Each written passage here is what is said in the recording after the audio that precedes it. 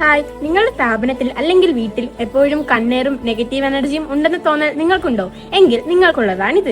വാസ്തു സംബന്ധമായ കുറവുകൾ, ഭൂമി ദോഷങ്ങൾ, ദൃഷ്ടിദോഷങ്ങൾ, നെഗറ്റീവ് എനർജി എന്നിവയെ നീക്കം ചെയ്ത് ഐശ്വര്യവും സമാധാനവും സമ്പത്തും പ്രദാനം ചെയ്യുന്നു. ശുഭദൃഷ്ടി ഗണപതി ധ്യാന അലങ്കാര ശ്ലോകങ്ങൾ അടിസ്ഥാനമാക്കി പരമ്പരാഗത ചുമർചിത്ര ശൈലിയിൽ വൈണിക സമ്പ്രദായത്തിൽ പഞ്ചവർണ്ണ പ്രയോഗത്തിലാണ് ഈ ചിത്രം സാധ്യമാക്കിയിട്ടുള്ളത്.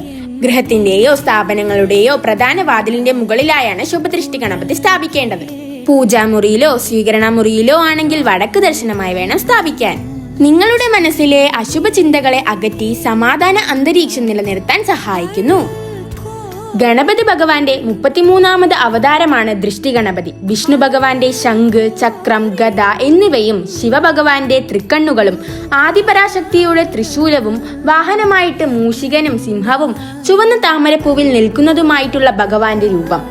ഗണപതി ഭഗവാന് സർവ്വ ഐശ്വര്യവും സമാധാനവും പ്രദാനം ചെയ്യാൻ കഴിയുന്നു എന്നാണ് വിശ്വാസം.